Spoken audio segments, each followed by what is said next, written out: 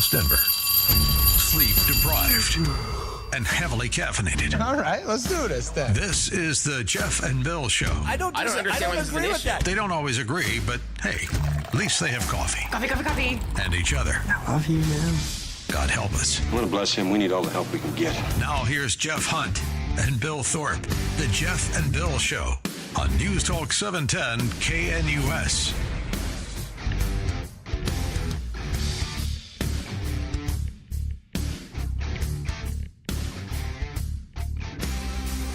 It's 8 a.m. in the Mile High City on this Wednesday, September 10th, 2025. Good morning, Denver, Colorado. You've tuned in to the Jeff and Bill Show, News Talk 710 KNUS. I'm your co-host, Jeff Hunt, along with Bill Thorpe, bringing you the freshest insights, hottest takes from the right, left, and center. Coming up this hour, we're going to talk with Barbara Kirkmeyer, state senator, top Republican on the Joint Budget Committee. She knows the Colorado budget inside and out.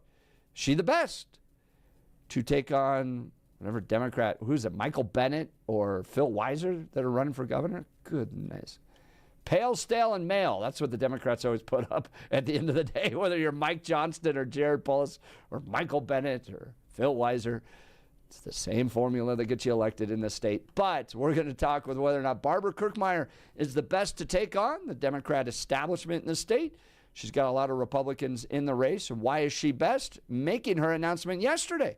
We're going to talk with her in just a few minutes, but now it's time for news and comment with Blake Olson. Blake Olson. Blake Olson, news and comment. Good Wednesday morning, 60 and sunny in Denver, expecting a high of 90 today. This portion of the news sponsored by Pastor Camp Heating and Air Conditioning at 303-777-1234 to learn more about special savings opportunities on Lennox equipment. Our top story, Senator Rand Paul exposes that Dr. Fauci directed employees of the NIH to, quote, destroy federal records, end of quote, and tried to conceal information related to a congressional investigation into COVID, and demands that Fauci testify before Senate. Quote, please delete this email after you read it, end of quote. That's what Fauci wrote. Rand Paul said he denied it under oath. It's not my signature, and it's not the way I speak. And anybody that's covered me for a long time knows that's not my language. It's nonsense. And frankly, you're wasting your time. All you do is trying to get off the great success of D.C. and about 200 other things we've done that are so successful. DJT addressing the phony baloney birthday card last night before he went into Joe's Seafood with VP JD and Marco Rubio. And people loved it in the restaurant. They were applauding him as he walked through the restaurant. The commies made their way into Joe's as well to compare the president to Hitler once again.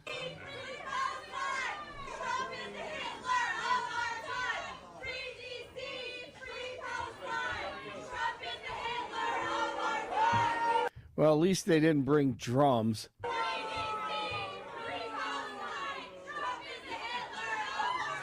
Free Palestine. He's a Hitler. I don't of get our time. how Secret Service allows this to happen. I'm shocked that they were in there. Oh, I don't you just either. get to walk, and they were not far away from him. No, they walked right about up, like 15 feet away. Yes. That blew me away. Did they scan him beforehand? Oh, the president's here. Oh, please interrupt this restaurant. And you got to imagine that the manager of the restaurant, everybody's got to. Nobody wants that. That was crazy. It Disrupts was. business? I think it is toward the entrance. If the video shows that, yeah, it's kind of toward the entrance, I guess. But yeah, I'm like you. I'm like, wow, man, they allowed them to get that close to him. It's pretty interesting. DJT will be in New York City tomorrow to remember 9/11, and then tomorrow night he'll be in the Bronx for a Yankees game. Authorities in Larimer County believe that they have found the body of the missing paddle boarder. The search began Sunday afternoon at Horsetooth Reservoir. The sheriff's office says that the identity and cause of death will be released at a later time. Boulder man is recovering after being attacked by a bear. CPW says the man was walking his two dogs along High Street on Sunday night. A bear and her cub reportedly charged the man. He fell while he was running away. The bear then slashed him across his back, leaving some wounds. Rangers were unable to find the bear. CPW says, you know what? You better be vigilant about securing trash cans in Boulder in that area up and down the foothills, reporting bear sightings as hibernation season approaches. Broncos ownership say that they are going to build a brand new dome stadium with a retractable roof on 58 acres at Burnham Yard, which is east of I-25, where all the train tracks are near 6th Ave. You can expect to see Denver hosting their first Super Bowl in the city sometime after they complete the project in 2030. I would be surprised if that doesn't happen.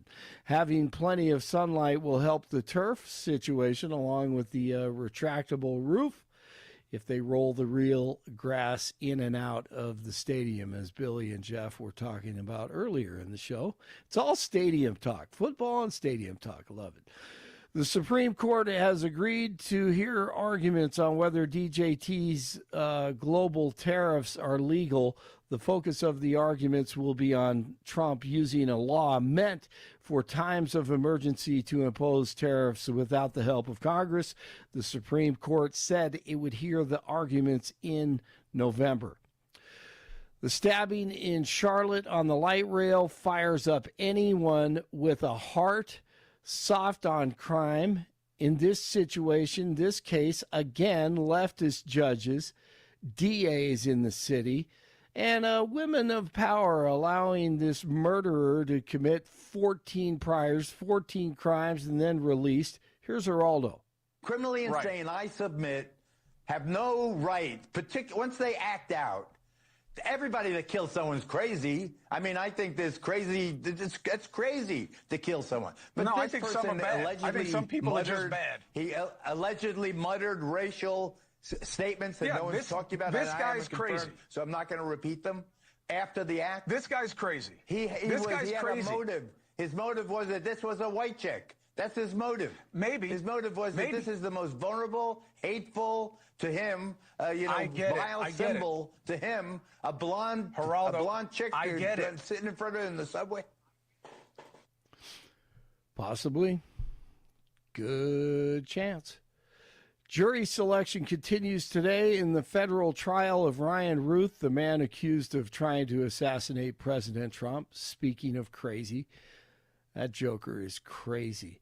The death toll is rising in Nepal after a social media crackdown led to violent protests. Last week, the government of the Himalayan country banned dozens of online platforms, leading to violent protests on Monday of mostly young people who set fire to government buildings and the homes of politicians in Kathmandu. 22 people have died in the protests. This one I can't follow. You guys can help me on this one. Breaking Bad actor Raymond Cruz has been arrested after allegedly spraying women with water. The incident reportedly happened on Monday outside of his L.A. home. Cruz, who played Tuco Salamanca in the hit series, he says the women were harassing him as he was washing his car outside of his house, so he sprayed them with a hose. And he's doing court next month, only in L.A. Really? Yes. That's what they're going to prosecute? Yes. Golly. Yes. Unbelievable. My goodness. Leftists Ridiculous. are so bad. You got it. Hollywood. Crazy. 57 in North Glen, 58 in Lone Tree, 60 in Denver. Jeff and Billy continue. Blake Olson, News Talk 710 KNUS. Low pressure over the Pacific Northwest will slowly migrate eastward in the days ahead, keeping a moist, mild southwest wind flow into Colorado, keeping temperatures warm and giving us a daily chance through Saturday For afternoon and evening, scattered showers and thunderstorms. Highs will be 80s, overnight lows 50s. Weather is a service of L&L Heating and Air Conditioning. For quick, trustworthy, and dependable service, call L&L Heating and Air Conditioning at 720-851-1691. Visit them online at bestdenverhvac.com. You'll be comfortable with L&L. Meteorologist Don Day in the 710 KNUS Weather Center.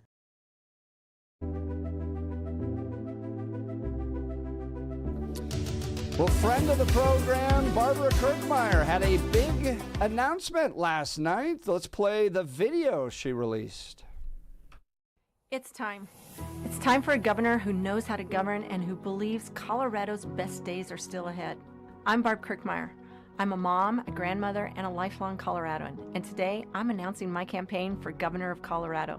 I believe in a Colorado where families can afford to live, work, and thrive. A Colorado where we lower the cost of healthcare and insurance, make housing attainable, protect our kids, strengthen our schools, and build safer communities. A Colorado where businesses can grow, innovate, and create good-paying jobs without the government standing in the way. This is the Colorado I know we can have. I know what it's like to work hard for every dollar. I grew up poor on a dairy farm in northern Jefferson County. Starting at age 7, I fed the calves before and after school. My allowance was like $2 a month. By the time I was 9, I had saved enough money to buy my own heifer calf and join 4-H. That's how I learned the value of hard work, perseverance, and saving for the future.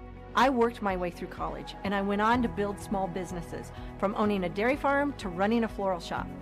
In the 1990s, I got involved in politics when I led the fight to stop new landfills in Weld County. Everyone told me it wasn't possible, but I won that fight. Later, as a Weld County Commissioner, I helped guide my county to one of the only debt-free counties in the entire state. As a state senator, I stood up for taxpayers, fought to lower costs, and invested historic amounts of funding into education. Now, some say you have to be a Democrat to win statewide in Colorado. I just don't think so. I say Colorado is ready for a new direction, ready for a common-sense, conservative leader who will roll up her sleeves, work with people, and deliver real results, not political games. As your governor, I won't raise your taxes. I'll fight for affordability, make our communities safe, fix our darn roads, and partner with local governments to actually solve problems.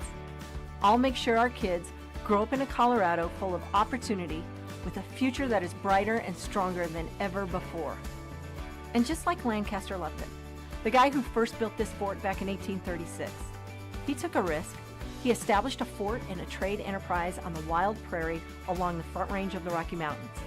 Just like him, I've got the guts, determination, entrepreneurial spirit, and the vision for a better future. Together, we will build a Colorado that works for everyone. Join me at kirkmeyerforcolorado.com. It's time. It's time for a governor who will get to work for you, your family, and for Colorado's future. She joins us now, Senator Barbara Kirkmeyer. Senator, thank you for taking the time. Yes, good morning. Yeah, good morning. Thanks for having me. So big news yesterday. You announced your candidacy. You gave us a sense of your background. Let's start basic. Why you want to be the governor? Why do you think you're the best person to serve in that role? Well, first of all, I love this state. And as you heard in my launch video that, I'm a fourth-generation Coloradoan, grew up on a dairy farm, and gosh darn it, this is my state, and I am going to be a governor, and I'm going to run a campaign that speaks to the needs and the interests of those folks that are here in Colorado. Things like affordability, lowering insurance costs, safer communities, better schools, lower cost of government, and gosh darn it, we need to fix our roads, right? So, amen to that. Folks, I know. I think folks are saying very clearly we need a change of direction here in this state, that things are not going the right way. They want leadership. They want to, you know what? I'm just going to go back to my opening line. It's time. It's time that we have a governor who actually governs in this state and that realizes that Colorado's best days are still ahead of us. And that's Senator Barbara Kirkmeyer. She's running for governor. Senator, we've had great friends that are also in this race, people like Scott Bottoms, Mark Baisley, Greg Lopez, and others. Why are you the best to represent the Republican Party and win that nomination? Sure, and thank you for the question. And you're right, there are quite a few folks that have jumped into this race, and they are friends, and they're people that I work with. So, I appreciate that. But here's the thing. Some folks in my party are just content with making a point. For me, I think voters see right through that, and I'm committed to making a difference for Colorado. And all you have to do is just go back and look at my past and my accomplishments from ensuring that we have funding through the Kids Matter Fund for education. I know how to build roads. I mean, we have the only county highway in Weld County, and I helped get that road built. And, so it's roads, it's safer communities. I mean, just go talk to my sheriff. He'll tell you what I did as a county commissioner. Just go look at my record. You'll know that I've been working to make communities safer. So, I mean, it's all of those things, my experience, my qualifications, but just my list of accomplishments. They just add up, and I don't believe anybody has that kind of background. Now, what makes you unique in this race is that you have served on the Joint Budget Committee, the state of Colorado facing $1 billion budget shortfall. We're spending a lot in this state, and it feels like the tax burden on the average Coloradan is just getting worse and heavier and heavier. How do we adjust the budget? How do we create a state that flourishes with a limited government? Yeah, you're right. I am on the Joint Budget Committee. I forgot to mention that. and I led my county to zero debt and lowered the property taxes. So anyways, there's a lot of work that needs to be done, but you're right about the increasing taxes. I mean, I've spent my entire career in politics protecting Tabor and making sure, I was the campaign chair on the No on HH. But so we've got to protect Tabor. But we just spent 6 days in what I call a special session or a summer session. It wasn't really that special, and it wasn't extraordinary. So we spent those 6 days, though, essentially not the Republicans, but the Democrats, our friends across the aisle, raising taxes on people and working to balance the budget on the backs of small businesses and individuals, and that's just not right.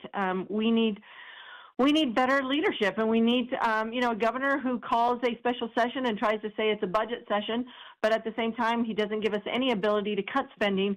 All that happened is we made our budget situation worse, and we increased taxes on individuals.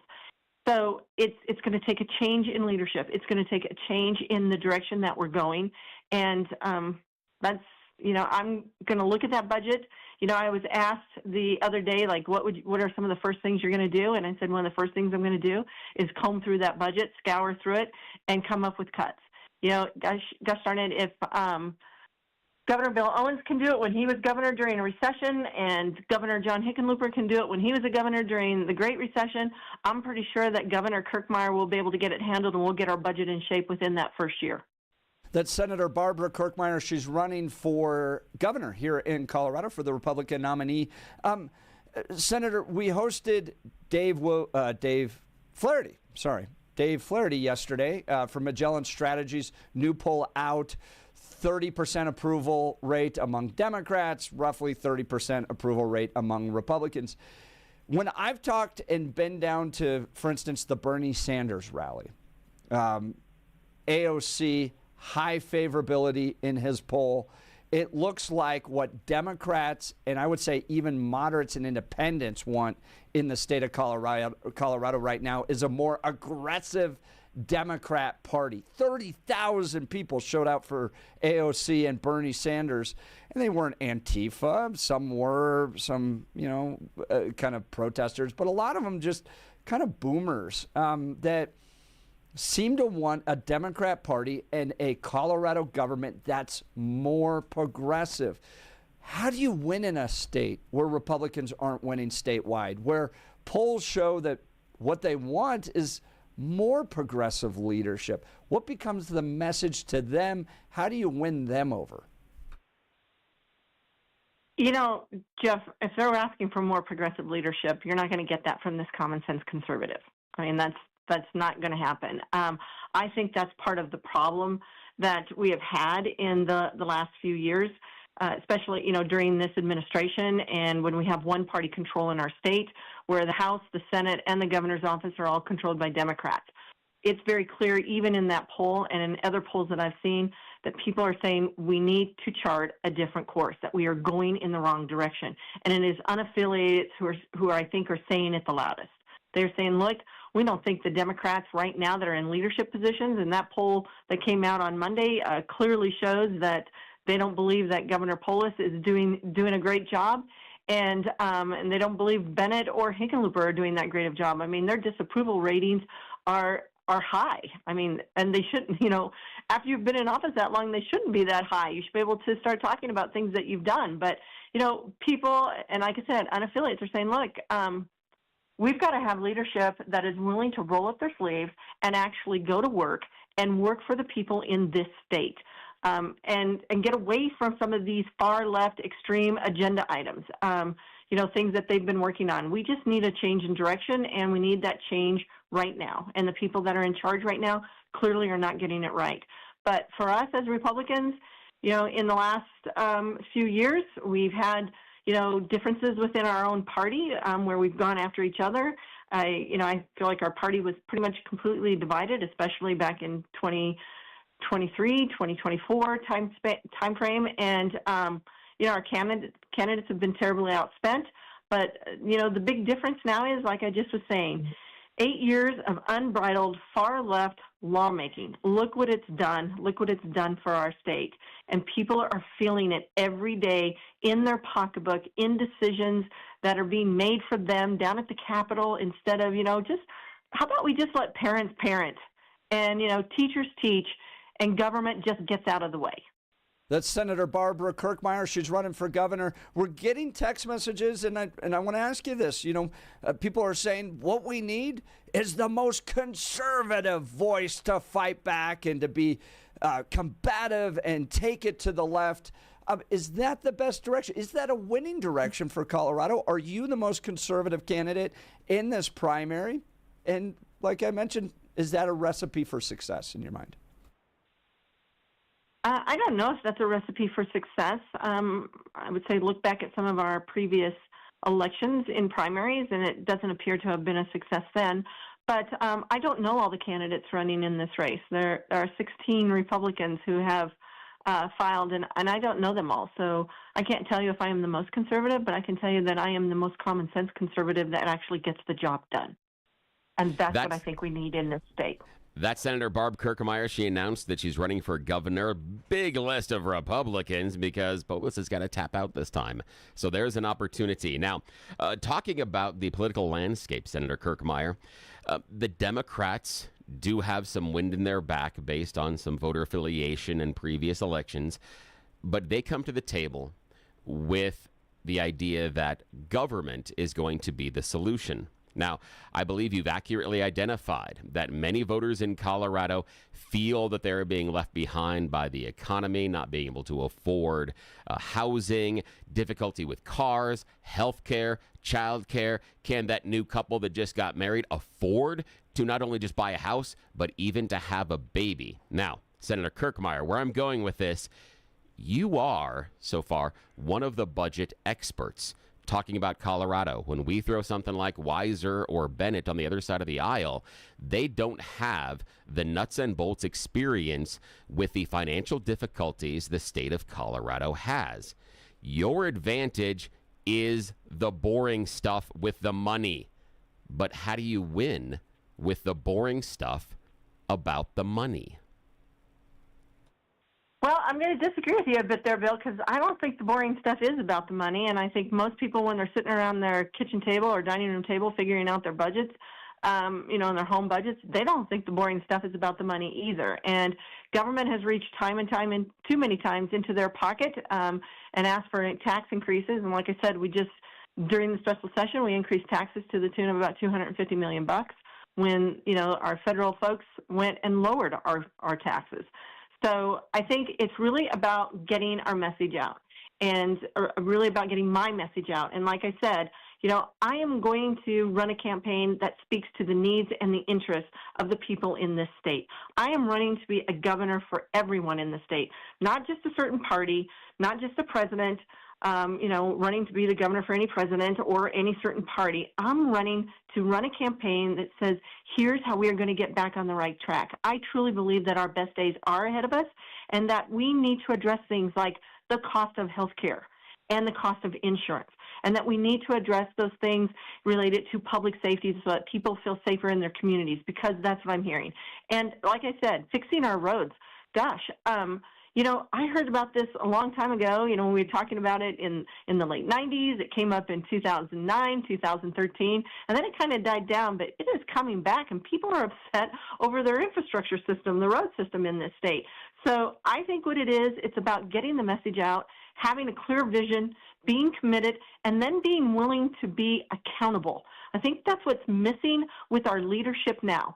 Especially, our leadership in the state, as I said, it's one-party control. And what's been missing is the accountability.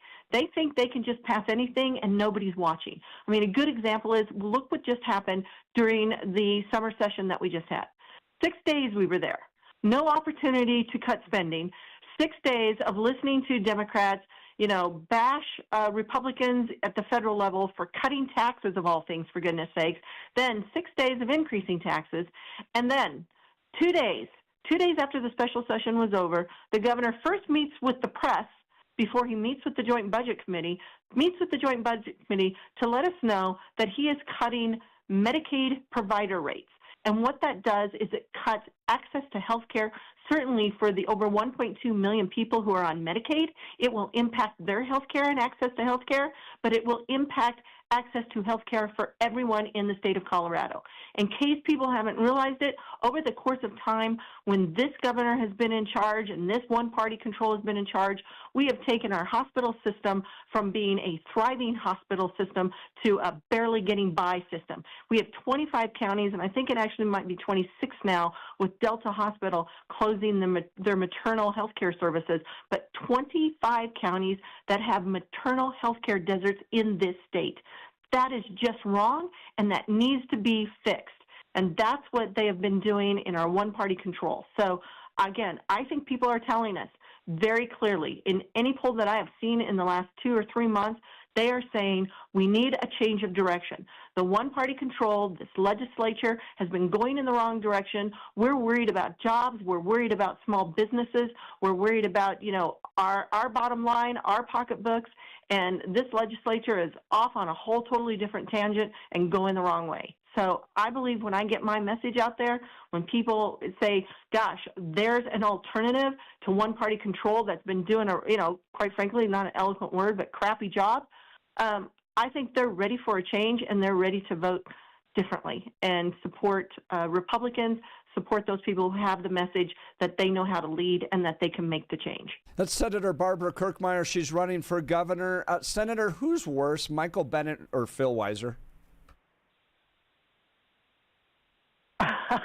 Well, it's a toss-up. To me, you've got Attorney General Weiser, who thinks his job is to sue the federal government every time he turns around. In the last, 6-7 months, maybe, let's just say in the last year, he has sued the federal government like 35 or 36 times. So he's averaging almost like one a week here, like trying to, sue the federal government. I don't think that's supposed to be the Attorney General's job. I'm not sure that he's looking out in the best interest of the people of the state of Colorado, that he's more interested in pushing his political career. So I think that's not good. And then you've got U.S. Senator Bennet, who says when he wants to run, what he said when he wanted to run for governor is that he's going to reform Tabor, a.k.a. we're going to get rid of Tabor and raise your taxes. Can't agree with that. And most of the people in the state will not agree with that. The overwhelming majority have told us time and time again they love Tabor. And then he also says he's going to fight with Trump. Well, you know what? He's back there in D.C. right now. He has every opportunity to go do his job as a U.S. Senator and do what he feels is in the best interest of this state. But instead, he's running away because he's just going to come here and try and be the governor of the state of Colorado. Seriously? What has he accomplished in the last 17 years, almost 17 years of being a U.S. Senator? Because I'm not clear on what that is. But running away from the fight is not the kind of guy I want leading this state. That's Senator Barb Kirkmeyer, who yesterday announced a run for Colorado's governor. Let's move from liberal candidates to liberal issues. Bell Policy Center says we need a graduated income tax. Are they right? Are they wrong? No. Why or why not? Those people are wrong, and they're just crazy. I'm just saying, a graduated income tax, had they not been listening to the people in the state of Colorado, a graduated income tax, and it looks to me like anybody over $100,000 would be getting an increase in their taxes. I've been fighting to decrease taxes. That's what I've been hearing out there when I've been out, when I was running again for state senate, when I've been out on the No on HH campaign. I think, did they just not get the message? Have they just not seen the polling? People love Tabor. And they're not only putting out a graduated income tax measure that they want to try and push out there. They are they're also looking to make changes to Tabor, to the Taxpayers' Bill of Rights. That's just not going to fly, and it's wrong. What is wrong in this state is we have one-party control that has been basically overspending year over year over year when it comes to our budget. And all you got to do is go back and look all the way back to March of 2021, after we got all of those, billions of dollars from the federal government during COVID that was supposed to be spent on the public health emergency, that was supposed to be spent to help recover from the public health emergency. Who even knows where all those funds went? Who even knows what our return on investment has been for those? But I can tell you what they did. They started new offices, they started a new department, a new administration, and over the course of the last 7 years, we have hired close to 7,000 new employees, state full-time employees. So these Democrats need to learn how to cut spending and really put the funding towards those things that we have to have and not those things that are their pet projects and things they would like to have. I mean, a prime example is the governor. He did actually request in his budget last year money for the that pedestrian walkway bridge, that goofy bridge of his. And you know what? When he found out that was a no-go, then he started thinking, well, maybe I could put money from that he got directly to him. They're called custodial funds. Put money from the COVID, dollars, close to $30 million on that bridge.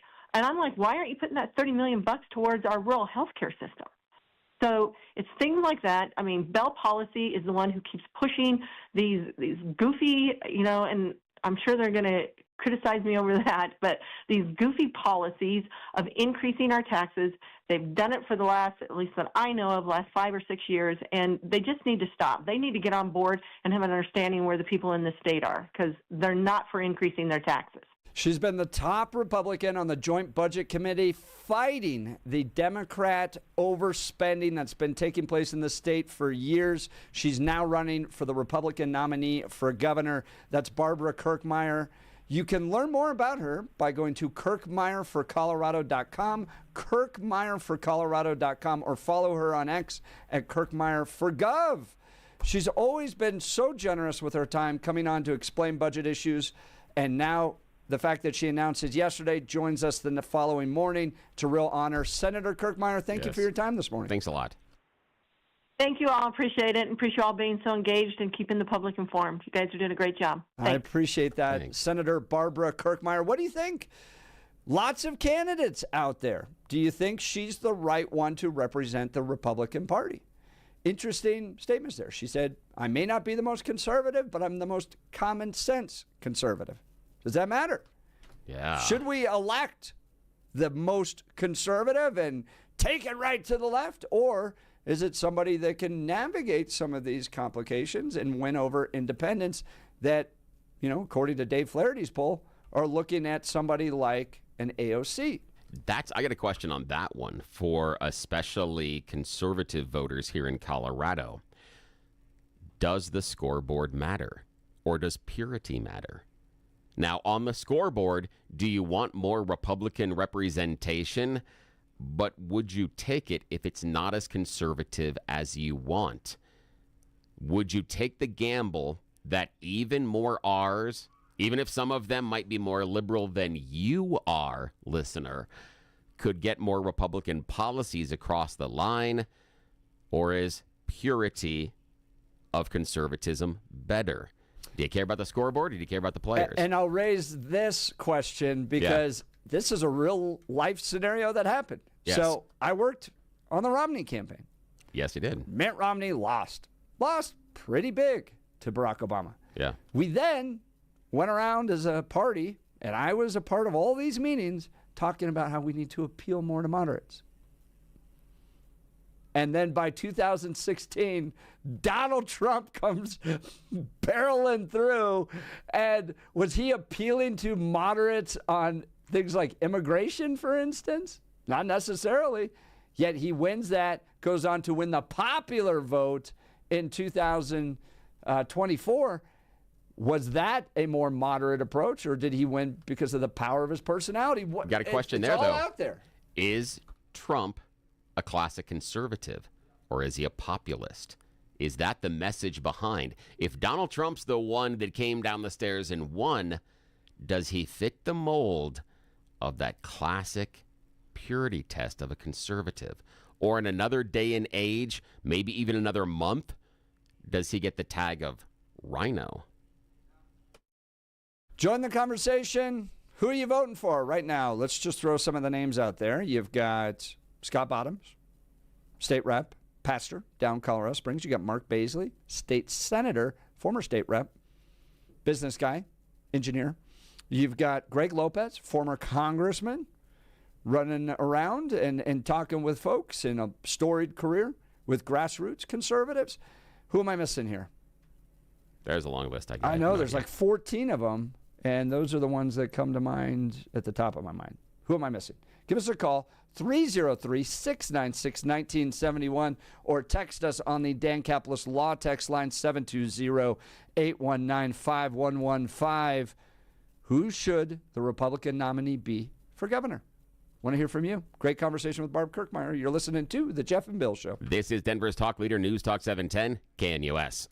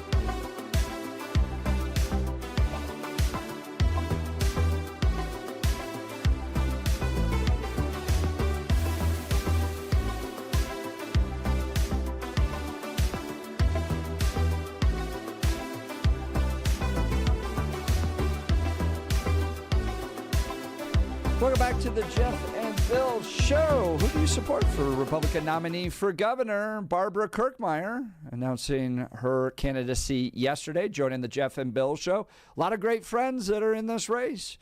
Mark Baisley, state senator. Scott Bottoms, state representative. Greg Lopez, former member of Congress. Some other guys that I guess have announced, I just don't really know them. Jason Clark, he's a money manager. Independent candidate in 2010, and Jason Mikesell, Teller County Sheriff. Think a Republican can win statewide, Bill? Oh, depends. I think a Republican can, but it's going to have to be a different message than many Republicans would probably consider. It's, in all honesty, as we're talking about before the break, it's probably going to have to lean a little bit into a populist message. There's going to have to be a little bit of that in there somewhere in order to catch fire. It's also, this would be the caution that I have for the Republican candidates for governor. While the social battle cry gets a lot of attention and gets the donors, it's not going to get you votes. I think in our previous election cycles, I think it's been shown that trying to fight the social battles in this state isn't going to be a winner.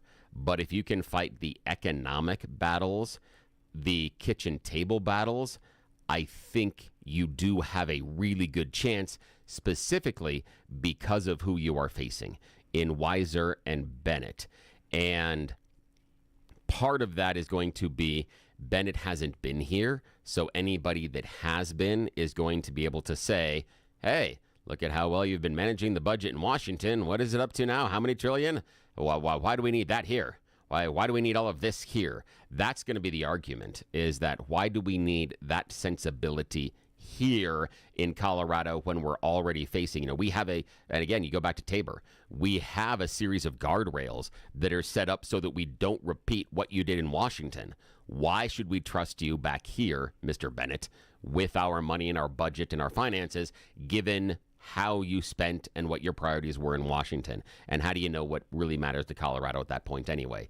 And then Weiser, you go after them, not knowing budget issues and pick and choosing where and how he's using his office, especially the amount of times he's charging at windmills with Donald Trump. I think you've got some play in there, but you've got to be careful because that can also get into some of those social issues that can be losers, in my opinion, for some more conservative candidates. So that's going to be the very, very difficult line, as I feel conservative Coloradans want you to fight the social battles when I believe the proper path for a Republican to the governor's mansion is through the economic battles and the economic pain. But can you navigate that? Text messages saying what made Donald Trump successful was the power of his leadership and his personality, and that's what people are looking for. To that point, interesting was reading a chapter in the book by David McCullough, The American Spirit, which is a series of speeches he's given over the years.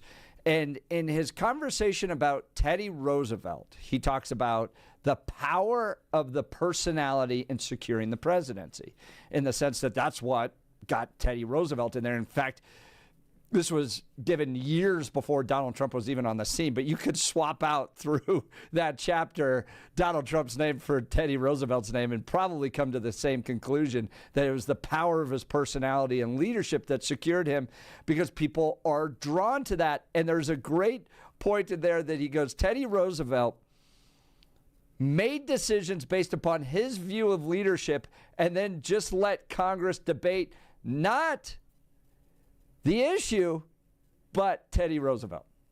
And I sat there going, well, that's exactly what we're dealing with right now. They're not necessarily debating issues. They're debating Donald Trump. So Donald Trump just drives his agenda forward, and people are debating Donald Trump similarly to the way they did with Teddy Roosevelt. So the importance and the power of personality. Look, Colorado Democrats have a formula for winning.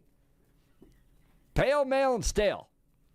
It's been that way whether you're Mike Johnston, Michael Bennett, John Hickenlooper, Jared Polis, Phil Weiser, Jenna Griswold being a little bit of the exception there, but she's still pretty stale and pale. But in all those cases, you don't have dynamic personalities. Jared Polis, I've been in many rooms where he's given speeches. He's one of the most boring speakers ever. Michael Bennett is a wet blanket. John Hickenlooper is a pale cracker, a stale cracker. I mean, these are some of the most boring people, and they get elected statewide. So here's the thing. If these boring people get elected, does that personality necessarily matter? And that leadership. Fascinating. And that's the thing. Is, and leadership, I think, leadership for leadership's sake is something that I push back on. Not just you. I'm not just talking you. I'm just talking in general. Because we can go back to the ramp up to the Second Iraq War. That was superb leadership. But look where it led us to. Look what it led us to. Look at the direction it led us to. Same thing as far as the military actions in Afghanistan. Great leadership. They did a wonderful job making the case, and how'd that work out? So just because you're necessarily a leader, sometimes the people behind in line need to ask where we're going, because that sometimes matters.